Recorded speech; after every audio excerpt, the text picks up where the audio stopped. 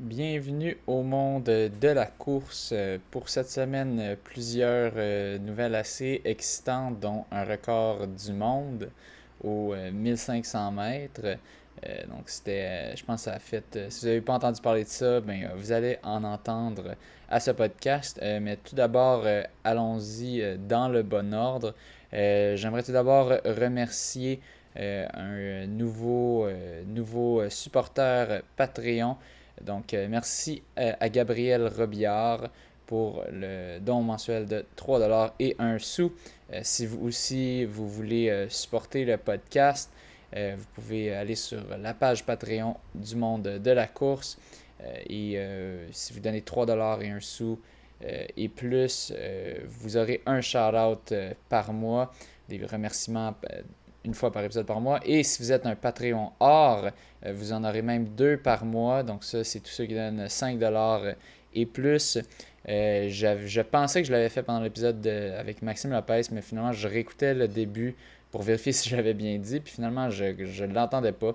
Donc, je vous donne votre deuxième remerciement, soit de ce mois-ci ou de l'autre avant, mais peu importe. Mais je sais que j'ai déjà fait un double. Merci Tristan Garcia et Mathieu Pollard. C'est cela qui conclut les remerciements Patreon.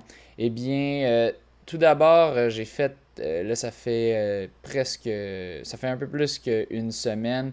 C'était dimanche de la semaine passée, dimanche le on était le 9 août. J'ai fait un petit time trial de 5 km. C'était organisé par du monde, des anciens coéquipiers de McGill. On était une belle petite gang et ça m'a fait redécouvrir le plaisir vraiment de racer. J'avais eu un peu cette expérience-là avec le championnat canadien virtuel de 10 km où ça avait été live streamé sur la page du monde de la course et je me mesurais virtuellement aux autres top coureurs canadiens. Mais c'était pas la même chose parce que, disons, ma blonde, je n'avais pas donné un mandat de me pacer pour un temps précis. C'était pas des conditions idéales non plus. Donc, l'objectif n'était pas nécessairement un temps précis, mais juste d'essayer de faire le mieux que je pouvais dans les conditions. On pouvait seulement le faire cette journée-là. Tandis que cette fois-ci, ben, il y avait d'autres personnes. J'avais Kurt Ebling avec moi qui lui visait l'eau 15, 15 et quelques, 15 minutes et quelques secondes. Et on avait un pacer à vélo, Adam Schwent, qui était aussi l'organisateur de cet événement informel au parc Maisonneuve c'est ça, il lui nous paçait à vélo pour faire du bas 15, donc du 3 flat. J'ai vraiment eu beaucoup de plaisir. Ça m'a vraiment plus rappelé c'est quoi une course. J'avais un peu le stress avant aussi de là, ok, là, il y a du monde physiquement à côté de toi. C'est toute une expérience. Moi, ça me manquait vraiment. Puis je l'ai vu après, juste le petit après, une fois que tout le monde qui avait fait leur performance, là, après ça on se jasait, pendant le cool-down on discute, ah ouais, comment ça s'est passé, toi? Puis après ça on a pris une petite bière dans le parc Maisonneuve avec un peu de bouffe pour récupérer. Mais j'ai eu vraiment beaucoup de fun. Je vais vous montrer ça pour ceux qui regardent sur Strava. J'étais content, j'ai fait 14,50. Euh, j'ai arrêté à 14,53 à 5,06, donc on a fait un peu plus juste pour être sûr. Mais ça donne environ 14,50 pour 5 kilos. Je me suis surpris parce que ça faisait longtemps que je n'avais pas fait d'événements, de courses en fait. J'avais un peu cette peur-là d'être rouillé, si on veut. Je pense que je suis pas le seul. Quand ça fait longtemps que tu as racé, souvent la première course qu'on fait au printemps, on appelle ça un peu un rust buster, une course où est-ce on se débarrasse un peu de la rouille puis on regarde ce qu'on peut donner. Donc j'ai vraiment été agréablement surpris.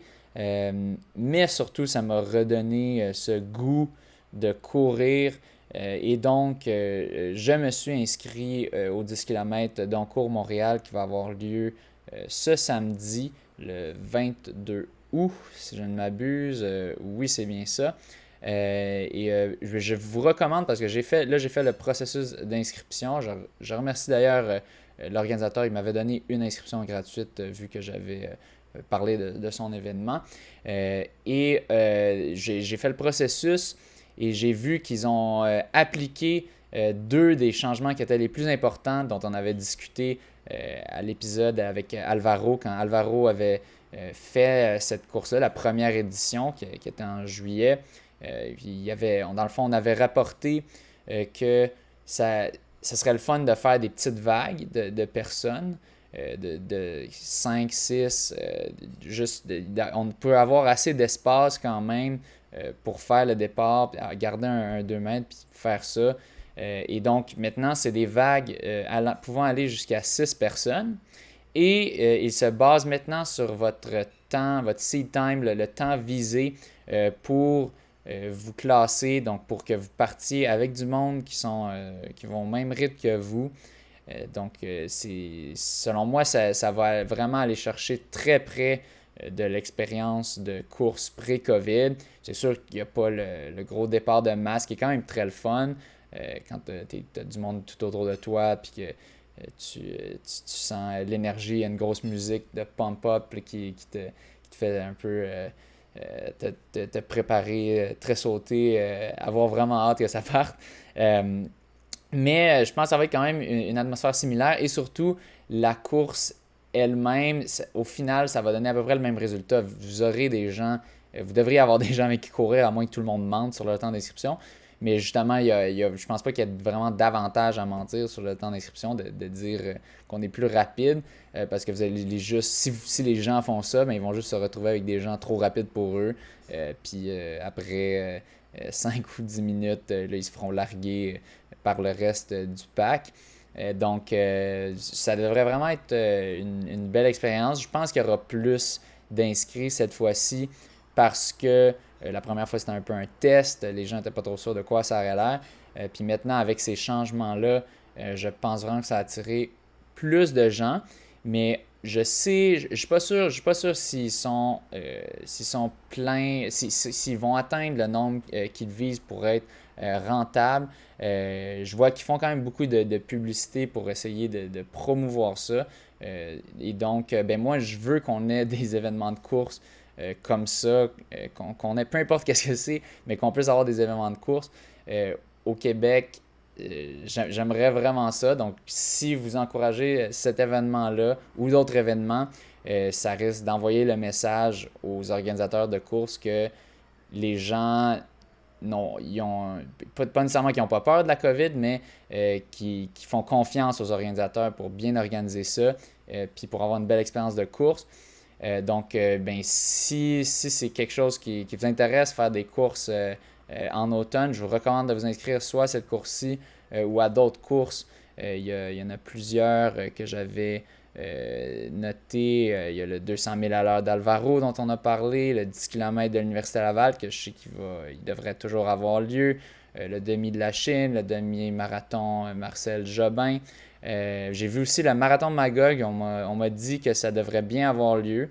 Puis c'est quand même des prix très raisonnables, quand même 70$ pour si vous inscrivez avant le 18 août pour le marathon. Puis tous les autres événements, c'est encore moins cher. Puis si c'est après le 18 août, si c'est avant le 18 septembre, c'est 80. Donc quand même très raisonnable. Inscrivez-vous. Moi, je vais être là pour me tester, avoir un bon test sur 10 km. Et je vais me mesurer à Charles Philbert Thibouteau, qui devrait être là. Il avait annoncé à la presse qu'il va le faire comme entraînement et qu'il vise entre 30 et 31 minutes. Donc, ben moi, ce ne sera pas vraiment un entraînement pour moi, ça va être plus une race si je fais ça. Mais ça va être le fun. C'est pas tout le temps qu'on a la chance d'affronter Charles Philbert Thibouteau dans une course. Donc, je la saisis lorsqu'elle se présente. Et ça devrait vraiment être le fun. J'ai vraiment hâte d'avoir le plus près qu'on peut avoir d'une expérience de course en ce moment. Puis je pense que ça va être vraiment le fun si je me fie juste à l'expérience que j'ai eue à la course informelle, qui était plus un genre de time trial, qui a été fait au Parc Maisonneuve il y a une semaine. Aussi, je me souviens après, j'ai mon ami Simon qui m'a demandé comment tu gères un 5 km, parce que c'est vrai qu'un 5 km, j'ai la chance d'en avoir fait beaucoup, mais c'est vrai que c'est une course qui est quand même un peu plus difficile, selon moi, à gérer qu'un, mettons, un 10 kg ou un demi-marathon, parce que ça se finit très vite. Puis il faut vraiment aller à une vitesse qui est pas confortable. Donc, je vais donner un peu les conseils un peu que je lui ai donnés, puis que je donnerais à un peu n'importe qui veut faire un 5 km. C'est sûr, ça varie en fonction de votre vitesse. Ça se peut que, dépendamment du temps que ça vous prend pour faire un 5 km, si ça vous prend 25 minutes et plus, probablement que c'est pas exactement les mêmes conseils qu'il faut suivre que si vous visez de faire sub 15 ou sub 16 ou sub 17. Mais c'est quand même, je pense, probablement un peu similaire. Je veux juste pas trop généraliser et dire que ça devrait 100% être ça pour tous. Mais donc, comment moi je vois ça, un 5 km? Tout d'abord, je pense qu'au départ, tu dois partir un petit peu comme tu te sens comme dans, mettons, si tu fais une accélération, pour ceux qui ne savent pas, une accélération, c'est comme tu accélères pour aller quasiment, pas à une vitesse sprint, mais un peu en bas de ça. Selon les définitions de certaines personnes, c'est de la vitesse sprint. Moi, peut-être des fois, je me rends à ça, mais tu fais comme une accélération, mais que tu vas pas te rendre complètement sprint. Tu te rends juste à une vitesse qui est très rapide pour toi, mais que tu es quand même capable de maintenir. Tu souffles, mais tu es capable de maintenir. Donc, c'est comme ça que j'étais parti. Puis, il faut vraiment briser le 5 km. Ça, c'est un conseil qui est bon pour n'importe quelle distance. Briser la course en plus petites étapes. Donc, le 5 km, moi, j'aime ça briser ça en kilomètres, donc 1 km à la fois. Donc, je suis parti. Là, je me dis, OK, je pars, je vais vite. Mais je suis capable de tenir ça en ce moment. Je ne suis pas en train de pogner des crampes pour rien. D'habitude, dans le premier kilo, c'est pas là qu'on devrait pogner une crampe. Si vous en pognez une, c'est que vous êtes parti vraiment trop vite. Vous avez mangé quelque chose de bizarre. Donc, c'est ça, on part vite. Après ça, je regarde. OK, j'étais à 2,59 à mon premier kilo. Donc, je suis content. C'est exactement ça que je vise. Là, je sais que c'est pas confortable, mais je sais déjà que j'ai un cinquième de fait. Donc, je me dis, OK, on va essayer de maintenir ça. Peut-être même pousser une petite affaire de plus, mais pas trop, juste maintenir une vitesse qui est déjà quand même difficile. Et là, après ça, je pousse. Je pense 1 kilo à la fois. Je me dis, je vais voir ça va être quoi dans le prochain kilo. Là, je regarde, OK, là, j'étais à. Je me souviens plus c'était quoi, mais c'était le cumulatif des deux. Donc, ça devait être 5,56. Je pense que j'avais vu 57, 58 sur ma montre. Donc, je me dis, OK, c'est parfait. Là, j'en ai 2 de fait. J'ai presque à la moitié de fait. Là, il faut faire 1 kilo de plus. Et là, on continue à pousser. Puis il faut vraiment se dire, c'est là que ça va devenir un peu souffrant. C'est pendant du deuxième au troisième que tout peut se décider un peu. Si t'es parti trop vite, c'est là que ça va vraiment casser. Si t'as bien jugé, ben là, il faut maintenir. Et là, j'ai ralenti un petit peu. Donc, j'ai fait 3,01 à mon du deuxième au troisième kilo. Mais c'est quand même pas si pire. Là, il faut juste, je me dis, j'ai fait plus que la moitié. J'ai le 3 cinquième de fait. J'ai toujours 1 km à la fois, mais je me dis, le kilomètre 3 à 4, je veux qu'il soit plus rapide. Donc, là, j'ai accéléré un peu. Comme de fait, rendu au kilomètre 4, 2,56. Là, je suis on pace parfait. Puis là, le dernier kilo, quand il reste 1 km à faire, tu peux dire j'ai le 4 cinquième de fait.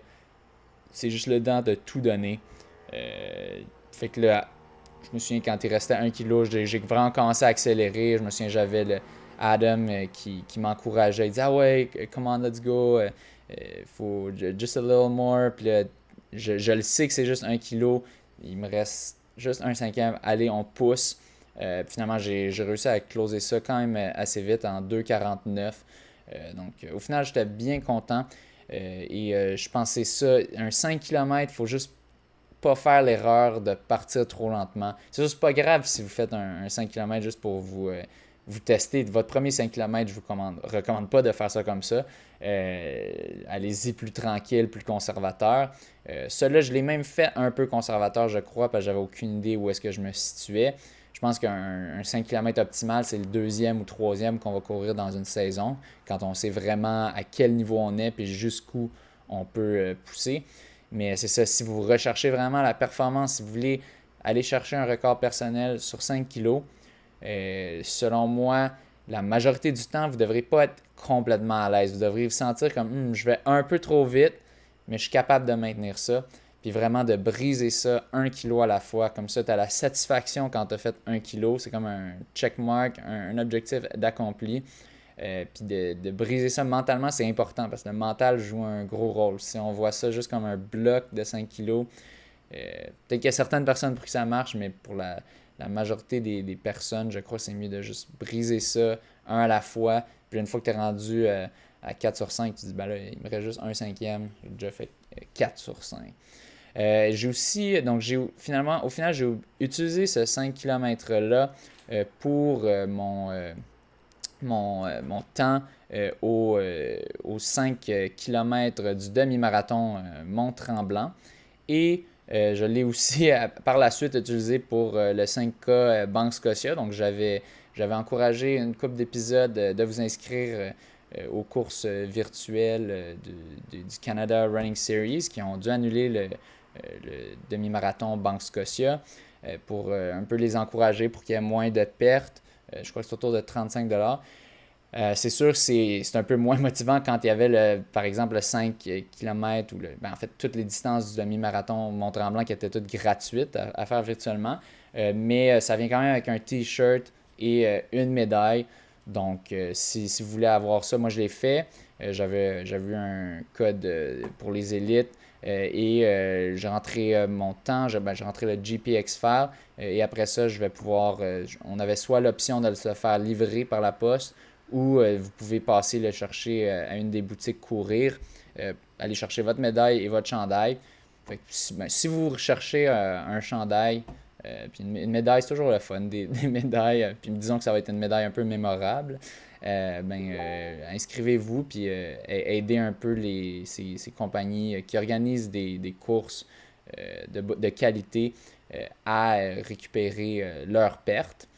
Et donc là, on va aller sur maintenant le demi-marathon Mont-Tremblant. J'avais lancé l'invitation à tous les auditeurs du monde de la course de rejoindre mon équipe pour essayer d'aller chercher le prix qui était 10 inscriptions pour l'année 2021, 10 t-shirts et 10 passeports demi-marathon Mont-Tremblant.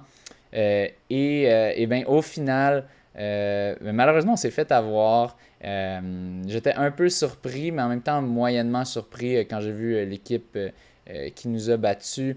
Dans le fond, c'était l'équipe de Soul Peaks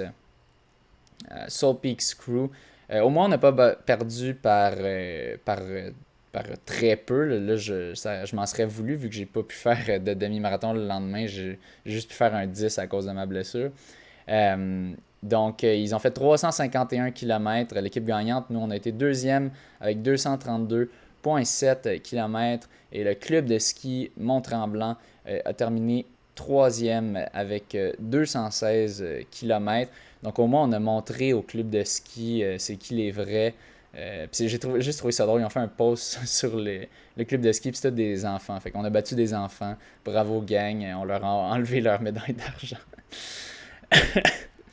Non, plus sérieusement, on était là plus pour essayer de remporter la première place. J'avais raison quand je pensais qu'on aurait plus de participants que l'équipe qui était meneuse. Je savais que c'était Soul Peaks qui menait parce qu'ils avaient ramassé le plus de kilomètres dans les défis des semaines précédentes. J'avais compté, ils devaient être environ 10-15, puis on m'a confirmé qu'ils étaient une quinzaine. L'affaire, nous, on était, je pense, 22 ou 24. On était plus que 20 en tout cas. Mais la différence, c'est qu'eux étaient ultra motivés. et ils sont vraiment arrangés. Eux, ils sont basés à Mont-Tremblant. J'ai vu le Mont-Tremblant, ils ont fait un post sur eux comme quoi qu'ils avaient couru euh, tous ensemble. On peut voir là, le Soul Peaks Crew ils s'étaient réunis, ils sont locaux de là-bas, donc ils sont habitués de le faire à chaque année. Ils se sont donné rendez-vous, puis je pense qu'il y en a une couple qui ont fait peut-être un demi plus un 10. Donc ils étaient juste plus motivés. On était plus nombreux, mais c'est comme si eux, ils étaient les Spartiates et nous, on était je me souviens plus c'était quoi dans le film 300, mais pas les Romains, mais bref, il y avait des unités militaires qui se faisaient démolir complètement, même s'ils étaient 3 fois plus nombreux ou 10 fois plus nombreux. Bref, bravo à Soul Peaks Crew qui ont réussi à garder le Grand Prix à Mont-Tremblant. Mais je tiens aussi à remercier tous ceux qui ont participé, tous ceux qui se sont joints à mon équipe. On était, je pense, l'équipe la plus nombreuse et on était aussi l'équipe qui a eu le plus de podiums. Fait que tout d'abord, je veux remercier tous les membres de l'équipe, donc Vincent Nadeau-Benoît, Simon Bernier, Hugo Champagne, Jean-François Caron, Audrey Marcotte, Vincent Richard, Philippe-André Lafrance, Frédéric Perraudot, Sabrina Forêt-Lefebvre, Manoflo Saint-Jean, Alvaro Cueto, François Davidson, Edson Woman Flores, Louis Deslauriers, Audrey Benoît, Mathieu Pollard-Duquette, Sophie Labossière et Nathanaël Beaulieu. Merci d'avoir rejoint l'équipe. Malheureusement, je ne peux pas partager de butin avec vous vu qu'on a fini deuxième, mais votre support a été apprécié, puis on a failli c'était pas si serré que ça, mais on a quand même eu la deuxième place alors qu'on venait vraiment de nulle part. Félicitations. Puis félicitations, je sais que là-dedans, il y en a qui c'est pas nécessairement des coureurs qui font des 150 kilos semaine ou 100 kilos semaine. Il y en a une couple que je sais que certains sont mes amis, puis je sais qu'ils font ça. C'est plus des coureurs COVID, si on veut, qui ont commencé un peu avec la COVID. Je pense que c'était un peu ça l'objectif, c'était de faire courir tout le monde. Ils ont quand même réussi leur mission. Le demi-marathon, l'équipe du demi-marathon Tremblant avec ce demi-marathon virtuel gratuit, accessible à tous. Félicitations à ceux qui ont fait des podiums dans notre équipe. Donc le demi-marathon, Mont-Tremblant a fait un petit post à propos de cela, à propos de notre équipe. Comme quoi, je pense qu'on avait le plus de podiums dans leur compétition. Moi, j'ai eu l'or aux 5 kilos. Puis on a aussi eu, dans le fond, Simon Bernier qui a eu la deuxième place aux 5 km dans sa job de pacing. Je pense que c'est pour Liz. Manoflo Saint-Jean, deuxième aux 10 km en 39-21. Vincent Nadeau-Benoît, premier au demi-marathon, 1:30-49. Et Hugo Champagne, deuxième au demi-marathon, 1:34-29. Donc, quand même l'équipe la plus décorée, je crois, du demi-marathon virtuel de Mont-Tremblant. Parfait. Maintenant, je voulais retourner un petit peu sur le dernier épisode. Ça va pas être long, inquiétez-vous pas, c'est pas un long rant.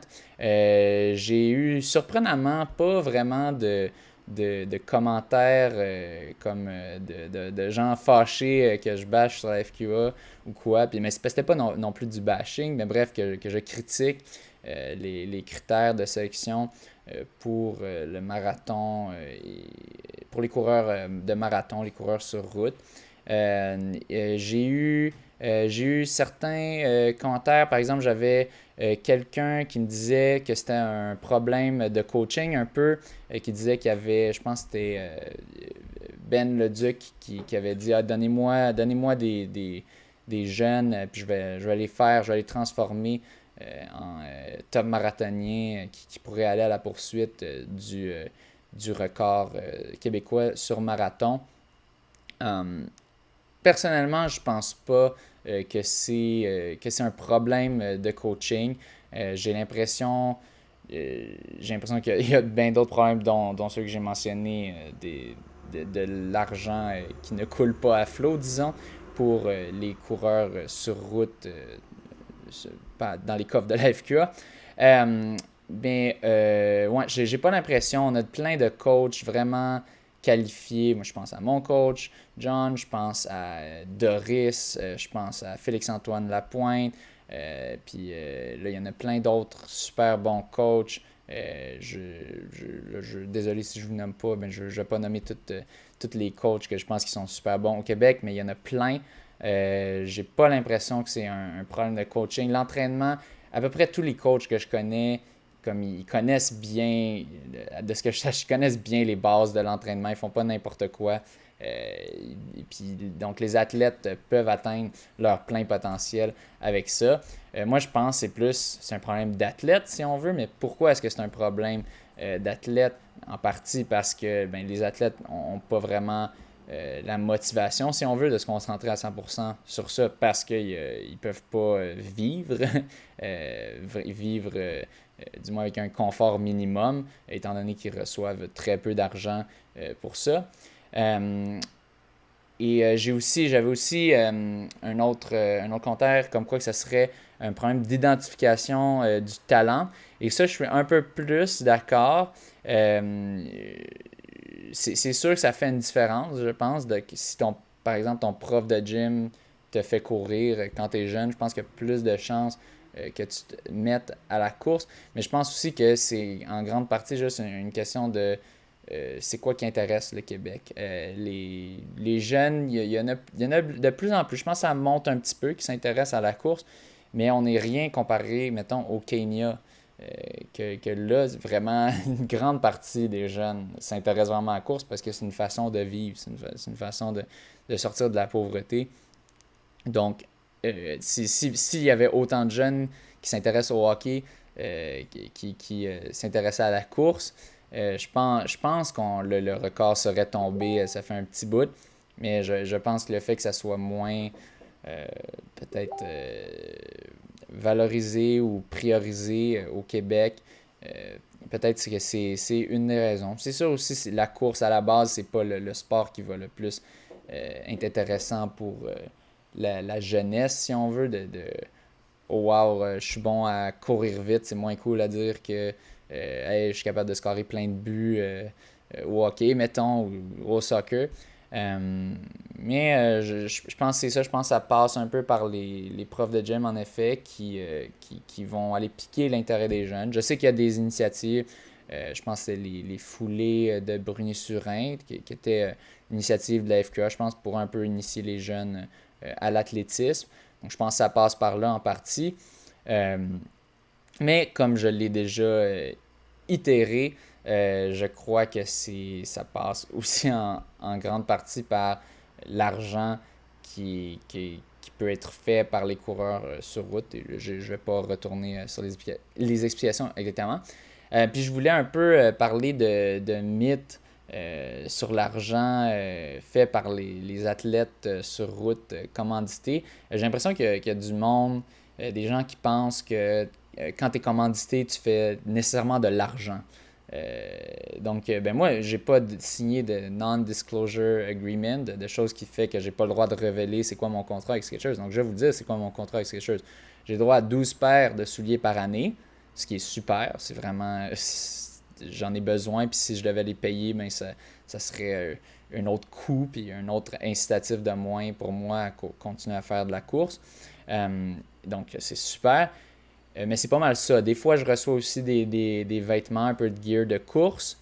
Mais c'est ça, je reçois pas d'argent. Je reçois pas une scène en termes de cash de Skechers.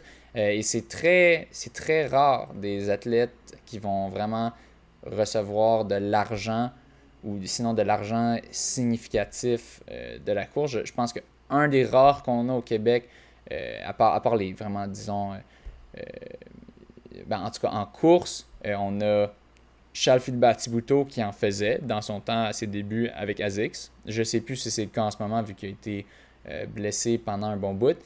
Mais c'est ça, à cette époque-là, c'était pas mal ça. Il y avait peut-être quelques sprinters potentiellement, mais je ne suis pas sûr vraiment si elles faisaient de l'argent. Je pense que l'argent qu'elles avaient, les top sprinters québécois, c'était avec leur carding.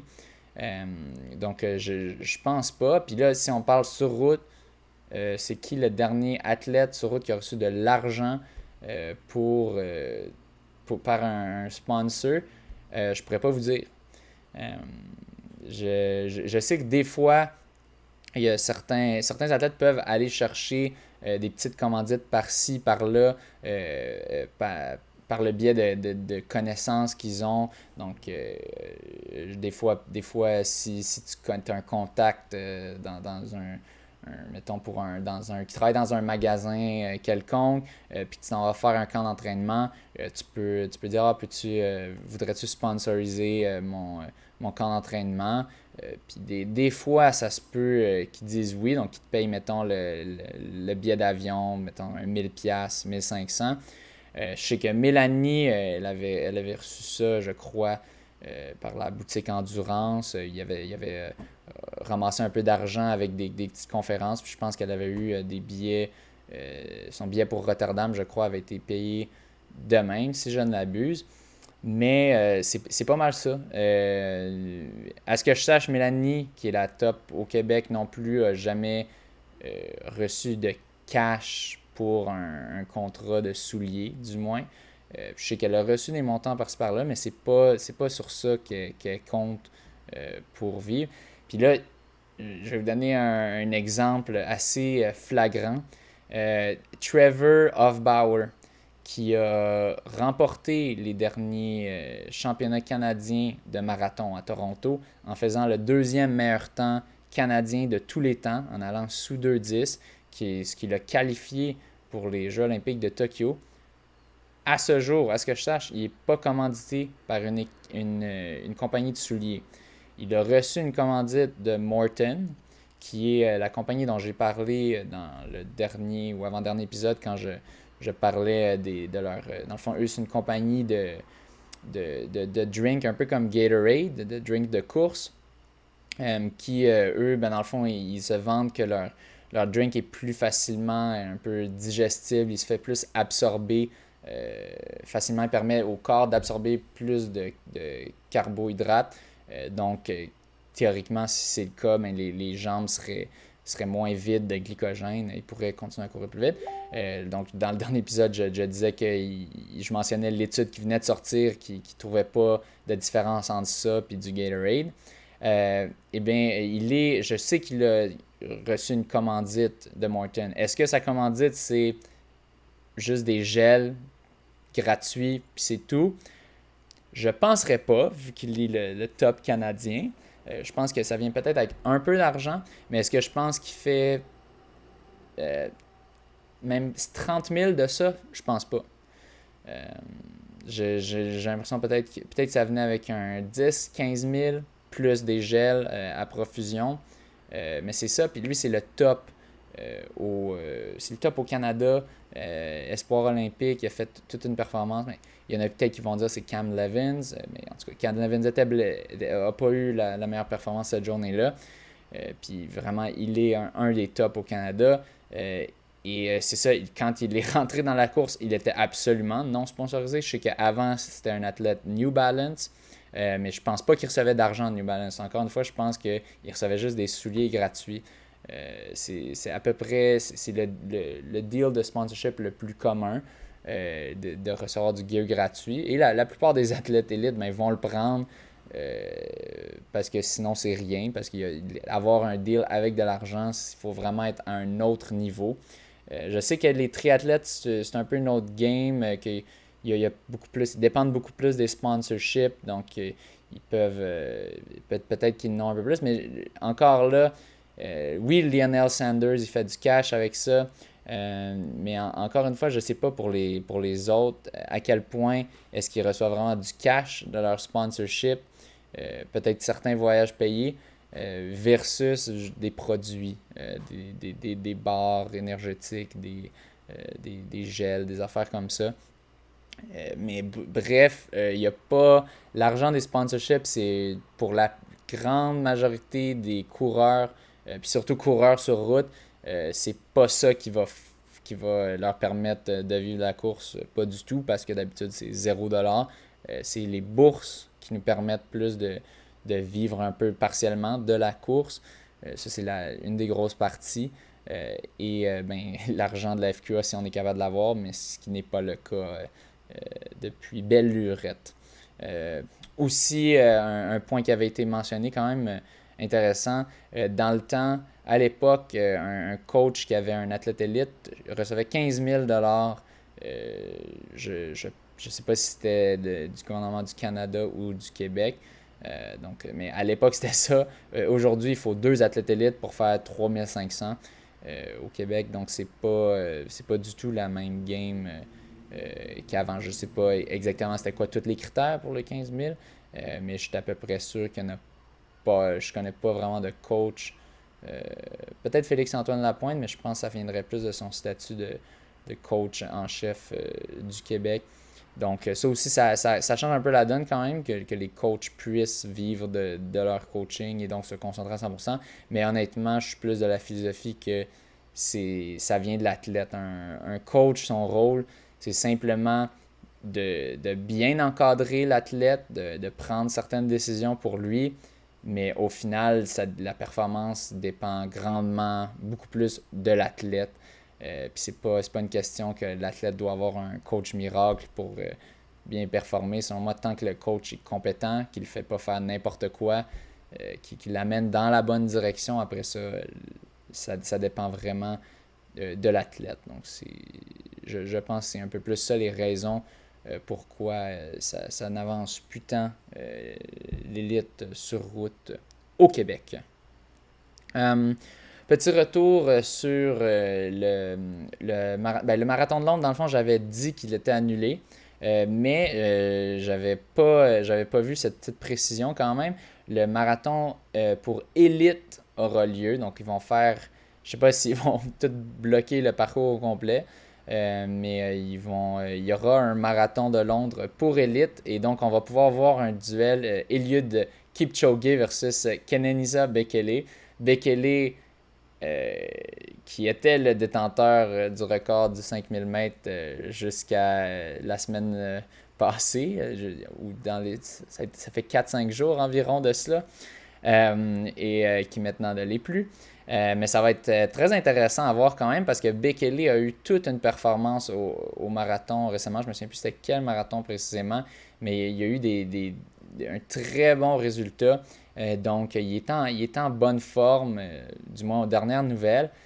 Puis donc, de faire face à Eliud Kipchoge, ça va être un duel qu'on voudra vraiment regarder.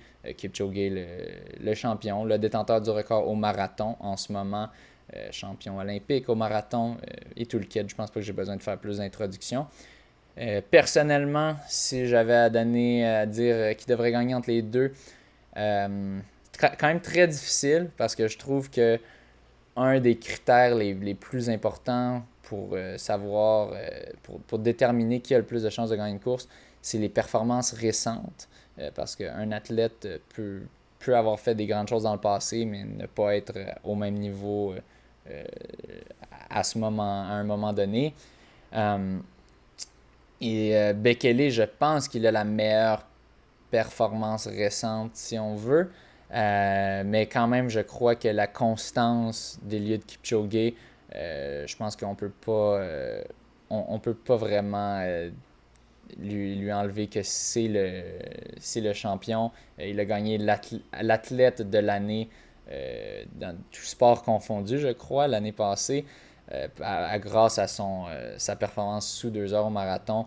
Je pense que c'est vraiment la constance incarnée. Donc, je crois que je penche du côté d'Eliud Kipchoge si j'avais à faire un pari là-dessus. Mais ça va être vraiment une course à regarder. Donc, c'est quand même un côté positif de savoir qu'il y aura les courses pour élite qui auront lieu. Donc, à voir, à suivre. Maintenant, il y aura aussi, j'avais oublié de mentionner, il y aura des grosses bourses aux 200 000 à l'heure, l'événement d'Alvaro. 250 $ pour le gagnant. Ça, c'est pour un 1,6 km, en fait 1609 mètres, un mile. Donc, je pense que c'est les plus grosses bourses qu'on a vues à ce jour pour un mile sur route au Québec. Et il a même réussi à aller chercher $200 de plus pour la performance. Donc, si un homme fait en bas de 4,10, puis pour une femme, je pense que c'est 4,50 si je ne me trompe pas, bien, il y aura un bonus de $200. Donc, techniquement, la première personne pourrait gagner $450 pour juste un mile, juste avoir couru un mile. Mais un mile très rapide quand même, 4,10, c'est en dedans de 10 secondes. Il faut être en dedans de 10 secondes d'un sub 4 minute mile, donc ce qui n'est pas rien. Donc ça va être quand même intéressant. Je vais être présent à coup sûr. Il y a de l'argent facile à faire, puis j'aurai pas d'argent de la FQ cette année, donc va aller chercher ça, essayer de chercher ça. Mais ça se peut qu'avec l'annonce de ces bourses, il y a peut-être d'autres mondes qui vont venir s'essayer.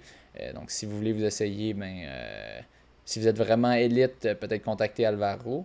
Ben sinon, inscrivez-vous quand même, ça va être le fun. Ça va être un événement vraiment qui devrait être très le fun. C'est pas plus souvent qu'on a la chance de se mesurer sur cette distance. Et même aussi, il a réussi à avoir un petit deal avec la compagnie de chronométrage. Il y aura aussi un tapis à 1500 mètres. Donc, vous pourrez aussi voir votre temps de 1500 mètres. Donc, vous n'aurez pas à faire vraiment de conversion puis dire ah, j'aurais probablement valu ça sur 1500. Vous pourrez le voir, les chiffres exacts de votre temps de passage à 1500. Donc, c'est deux résultats pour le prix d'un. Qu'attendez-vous? Allez vous inscrire au 200 000 à l'heure d'Alvaro qui aura lieu à Longueuil. Je ne sais plus trop la date, c'est début septembre, donc dépêchez-vous de vous inscrire. Très bien. Et voilà, j'avais déjà dit ça. Donc maintenant, le record du monde de 5000 mètres a été effectué par Joshua Cheptegei de l'Ouganda, un jeune de 23 ans. De ce que j'avais vu de son affiliation, il était avec la NN Running Team. Pour ceux qui ne savent pas c'est quoi, c'est une équipe vraiment d'élite. Je pense qu'ils sont basés au Kenya, je ne suis pas sûr, mais ils ont beaucoup d'athlètes kenyans, dont Eliud Kipchoge, qui est vraiment un peu la figure de proue de cette équipe, mais ils ont vraiment beaucoup de top coureurs. Beaucoup de records du monde ont été faits par les coureurs de cette équipe-là. Le marathon de Montréal de l'année passée avait été gagné par un coureur de la NN Running Team, un jeune espoir. Donc 12, 35, 36, c'est complètement débile. J'écoutais les commentateurs, ils racontaient qu'il faut faire 3 fois un mile en 4,02. Donc imaginez, c'est 2 secondes plus lent qu'un record qui était pensé inimaginable en 1960. Tu fais ça 3 fois, plus quelques mètres. C'est une allure moyenne d'environ 2 minutes 31 du kilo, 5 fois. Je pense que moi-même, personnellement, je pense que j'ai jamais fait en bas de 2,34. Je pense que 2,34 c'est mon meilleur temps au 1000 mètres sur piste. Lui, il fait ça, il fait 2,31 puis il le fait 5 fois, complètement débile. Il a effacé le record, mais il l'a pas effacé, le record, ben, c'est plus un record, mais il a effacé le temps, le world lead de la légende Kenenisa Bekele, qui était de 12,37,35. Il a enlevé quasiment 2 secondes, juste en bas de 2 secondes, un record qui datait depuis 2004, donc 16 ans. 16 ans de vieillesse, ce record. Aussi, un truc intéressant, un autre stat, c'est 60 secondes de moyenne aux 400 mètres pendant 12 tours. Je vous dis, allez à une piste près de chez vous et essayez de faire un seul tour, 400 mètres en bas de 60 secondes. Personnellement, je pense que je suis capable de faire ça, mais je suis vraiment essoufflé à la fin. C'est vraiment quasiment un sprint pour moi. Je pense que la majorité de la population n'est pas capable de faire ça. Un 400 mètres en bas de 60 secondes. Lui, il en fait 12,5 de suite. Assez incroyable. Puis là, je sors beaucoup de stats de RunX, c'est IX. Donc, une page Facebook qui est quand même assez intéressante, qui sort beaucoup de stats intéressantes quand tu es des records du monde. Donc, allez les suivre si vous aimez ça, voir ça dans votre Facebook feed. c'était toute une performance c'était un Diamond League meet à Monaco. C'était le premier post-Covid. Dans le fond, il est quand même très fort. C'était le champion du monde de 10 000 mètres à Doha, Joshua Cheptegei. Il avait le record du monde du 10 km à Valence en 26,38. Record du monde de 5 km route qu'il avait fait à Monaco aussi, 12,51. Et là, il venait de réaliser le record du monde de 5 km, encore une fois à Monaco, mais sur piste. Ça, c'était ses 4 dernières courses. Donc, c'est assez débile. Moi, je serais content si une seule de mes courses, c'était un de ces accomplissements-là. Je pense que n'importe qui le serait. Puis lui, c'est juste ses 4 dernières courses. C'est juste ça. Juste des petits records du monde, puis des places, des titres de champion du monde. Encore une fois, une statistique intéressante de Runix.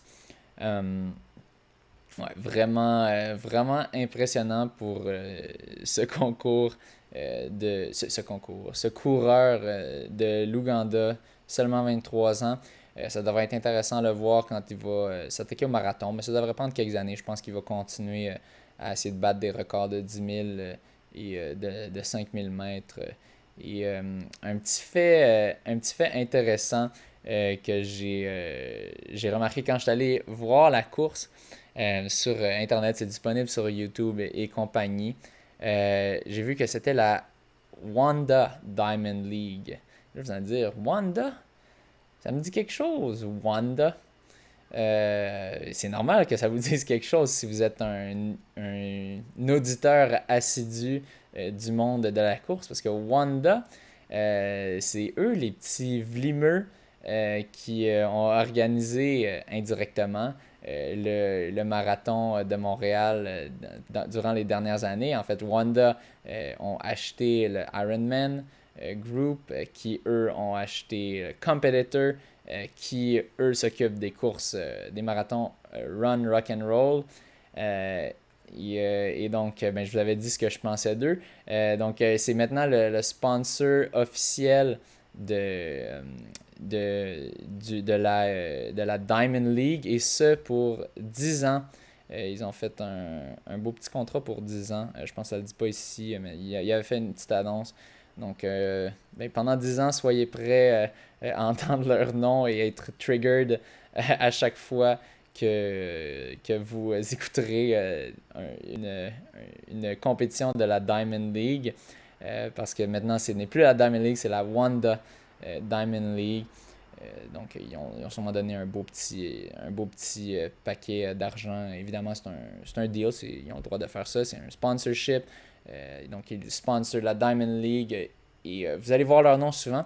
Et justement, parlant du marathon de Montréal, j'ai vu cet article. Philippe me l'a partagé. Phil Blackburn, il m'a partagé l'article sur la page Facebook du Monde de la course. Il me dit « Aucune nouvelle du marathon de Montréal sur la tenue de la course en septembre. » Il partage un article qui parle justement que la ville de Montréal veut un différent promoteur pour le marathon. Il dit « Moi, j'ai payé 100$ d'inscription l'an passé pour m'inscrire avant tout le monde, avant les déboires du jour de la course. » Et ça, c'est le classique. Je me souviens, il me l'avait dit, puis il était fâché parce qu'il avait vu après tous les déboires. Lui, dans le fond, c'est quand tu te rends à l'expo pour aller chercher ton race bib, le petit pack avec le t-shirt et compagnie. Ils essaient de te vendre souvent une inscription pour l'année prochaine à prix réduit, tu sais.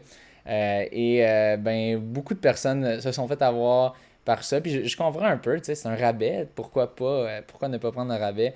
Mais dans le fond, ces personnes-là, je pense qu'il y en avait beaucoup qui voulaient des remboursements tout de suite après les déboires du marathon l'année passée en voyant que c'était une organisation tout croche.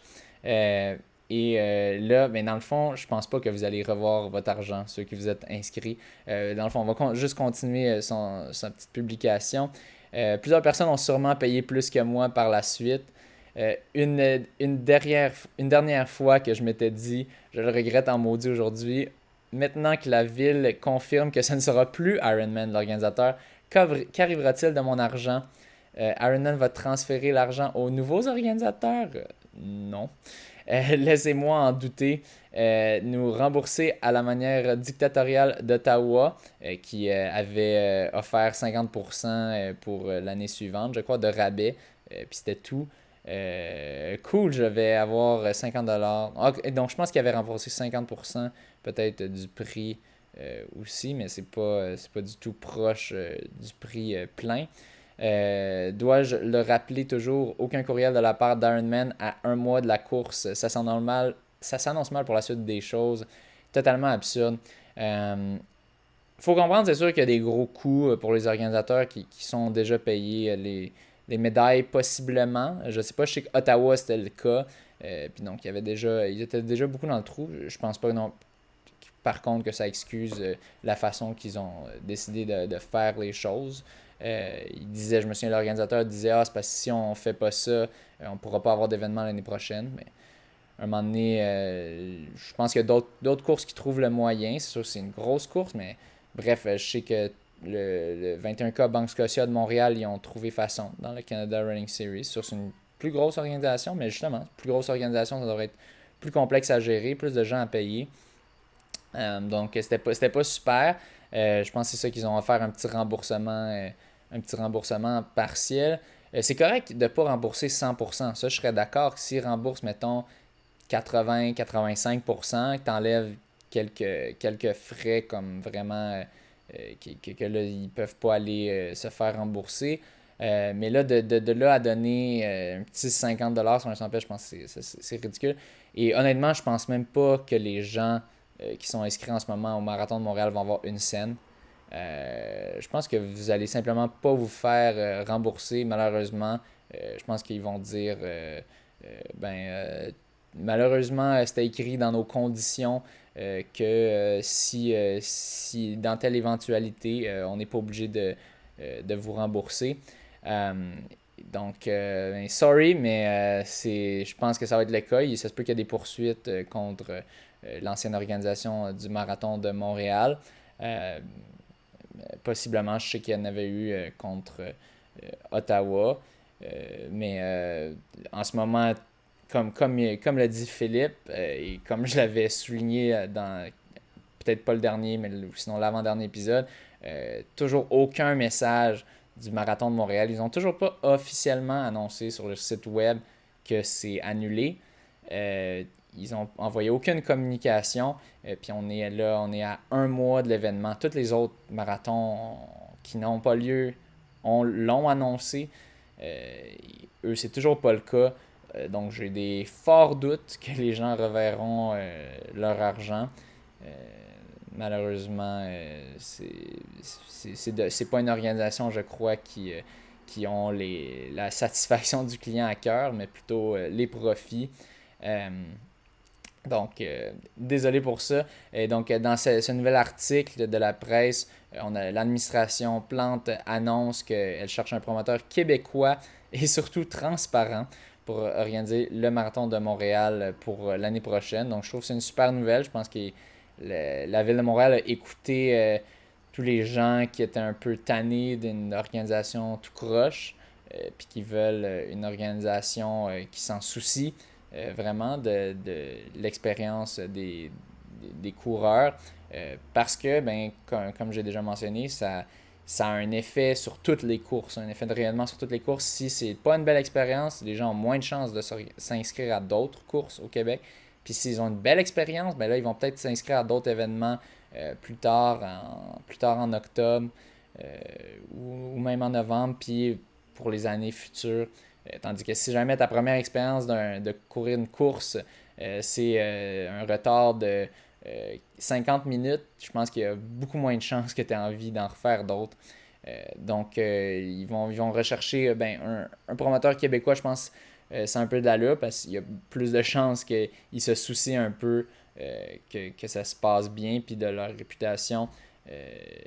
Qu'ils vont s'assurer d'offrir une bonne expérience aux coureurs.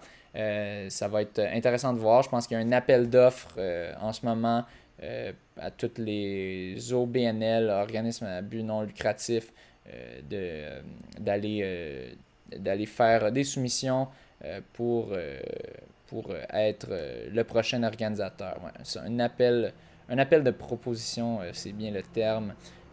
Donc, si vous êtes une personne qui veut organiser le Marathon de Montréal ou que vous connaissez quelqu'un qui devrait le faire, contactez-les. Moi, j'aimerais ça que ce soit quelqu'un qualifié. Je sais qu'il y a déjà des personnes qui le sont, qui ont déjà mentionné leur intérêt. Donc, ça va être le fun. Ça va être vraiment le fun si ça peut être de ces personnes-là ou d'autres personnes qualifiées qui organisent ça. Parce que ça serait le fun de pas que à chaque fois que je parle de mon marathon, du marathon de ma ville, ce soit pas pour bâcher dessus, mais plutôt juste pour me rappeler de bons souvenirs. C'est le fun de voir qu'il y a une réaction finalement de la ville pour faire un changement pour le mieux.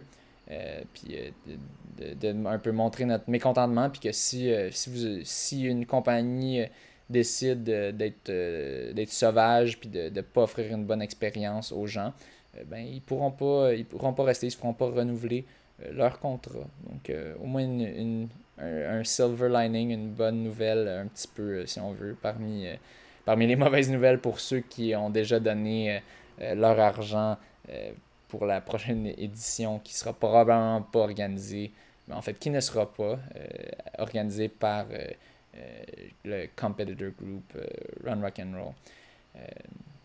Contactez tout de suite vos avocats, moi je vous dirais. Attendez de voir leur réponse, mais je pense que vous aurez. Si vous voulez vous faire rembourser, il va falloir passer par les avocats. J'avais annoncé au dernier épisode une tentative de record du monde de dénivelé en 24 heures qui aurait lieu au Mont-Sainte-Anne par l'athlète Jean-François Cochon, un athlète de trail québécois. Malheureusement, un peu avant la moitié, il a fait une mauvaise chute. C'était lors du 21e tour sur 52. Une blessure un peu étrange et un peu dégueulasse. Il s'est fait transpercer l'oreille par une branche d'arbre lors d'une chute. Puis il a dû être transporté à l'hôpital pour faire des examens et vérifier l'état de son tympan. Là, je vous lis l'annonce de Distance Plus. Je ne sais pas s'il y a eu plus de détails sur ça, mais malheureusement, il n'aura pas pu vraiment tester les limites de son corps, vu qu'à la place, c'est une chute qui a dû arrêter ça. On espère qu'il n'y a pas trop de dommages permanents à son ouïe ou à son oreille suite à cette chute. Puis il devait être opéré dimanche passé pour faire retirer le morceau de bois. On espère que qu'il était resté coincé. On espère que ça s'est bien réglé, qu'il pourra réessayer si ça lui tente toujours ce défi-là. Et finalement, une bonne nouvelle, un défi qui s'est mieux soldé. Mathieu Blanchard, encore une fois, j'avais mentionné qu'il s'attaquait au défi du GRA1 il a complété son défi. Ça fait quasiment une semaine de cela. Désolé du retard. Il a parcouru les 650 km et 25 350 mètres de dénivelé à travers la Gaspésie en 7 jours, 12 heures et 2 minutes. Je ne sais pas c'est quoi le temps qu'il visait exactement. Je pense qu'il visait en bas de 9 jours ou 8 jours peut-être. Donc, en tout cas, peu importe. Il a réussi son défi. Je pense que son défi, c'est surtout de le compléter et de réaliser un fastest known time. Avant ça, je pense que le temps le plus rapide qui avait été enregistré, c'était autour de 20 jours. Donc, il est venu améliorer ça de loin. Il devait courir... le temps de référence était jusque-là de 19 jours et 5 heures, selon Distance Plus. Donc, une publication qui a été beaucoup partagée, je pense 1500 partages quasiment, ou peut-être une centaine, mais en tout cas beaucoup de likes et compagnie. Donc, je pense que les gens ont été assez impressionnés. Je pense que c'est la performance la plus impressionnante de Mathieu Blanchard que je connaisse jusqu'à ce jour, du moins en termes de défis vraiment comme impressionnants, là, de grosses distances. Il avait aussi vraiment impressionné au UTMB l'année passée. Je pense que ça aussi c'était fort. Mais je m'y connais un peu moins entre elles, donc je sais pas. Je sais que c'était très fort, il avait été classé dans les tops mondiaux. Mais en tout cas, personnellement, juste d'un point de vue de gars qui s'y connaît un petit peu moins entre elles, je trouve ça c'est quand même très impressionnant parce qu'il faut dire, il courait plus que 2 marathons par jour en moyenne. Donc, courir plus de 2 marathons par jour pendant 7 jours et demi, c'est quand même tout un exploit. Surtout moi, quand je pense qu'il y a tellement de blessures ou d'affaires qui pourraient m'empêcher de compléter ça. C'est facile quand on dit, on y pense, ah ben t'as juste à courir tout le temps. Mais non, à un moment donné, le corps a des limites, puis que ce soit des blessures ou simplement juste la fatigue musculaire, c'est tellement de choses à gérer, toute la nutrition pour s'assurer de pas trop perdre de poids, parce que en fait, le défi, beaucoup pour ceux qui font des gros défis sur plusieurs jours comme ça, je pense à Scott Jurek par exemple, leur défi à ces ultra runners de plusieurs jours, c'est de ne pas trop perdre de poids. Je sais qu'à la fin de leur défi, ils perdent beaucoup de poids parce que c'est impossible de manger assez physiquement, même s'ils mangent comme des porcs, pour récupérer toutes les calories qu'ils dépensent. Donc, c'est beaucoup de choses à gérer. Il y avait Nicolas Dan, le chef d'orchestre de ce défi hors norme, selon je lis encore une fois Distance Plus, la publication euh, qui a orchestré ça. Il disait que Mathieu est fatigué mais heureux. Et donc, je le comprends d'être fatigué, puis je le comprends d'être heureux. C'est un bel exploit. Donc, félicitations à Mathieu. Et sur ce, c'est ce qui complète les les nouvelles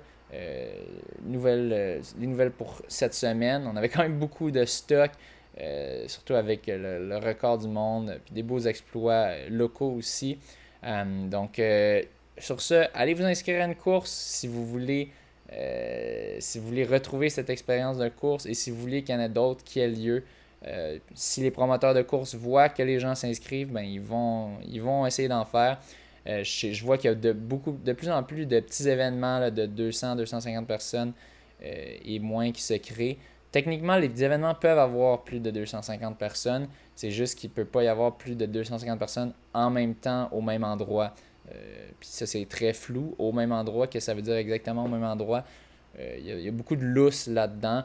En gros, c'est juste de respecter le gros bon sens, je crois, puis de limiter tous les risques inutiles.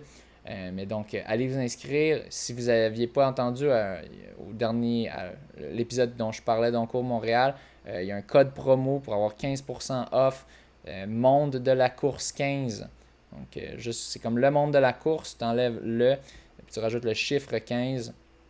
Et quand vous rentrez ça, lors de l'inscription à la fin, il y a une place pour les codes promo. Vous obtenez 15% de rabais. Je pense que c'est déjà pas si cher. Je pense que c'est autour de 35, 40, 45 peut-être, selon la distance. Il rajoute un 15% off à ça. Dans le fond, ça te paye les taxes. Profitez-en, allez vous inscrire, que ce soit à ça. J'aimerais bien vous voir, vous croiser là-bas, vous croiser en vous saluant à distance, ou bien à n'importe quel autre événement qui vous tente.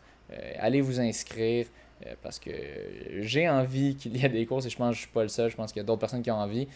Mais si on fait rien, ben là, peut-être que les promoteurs vont être un peu frileux à l'idée d'organiser de quoi. Sur ce, bonne course!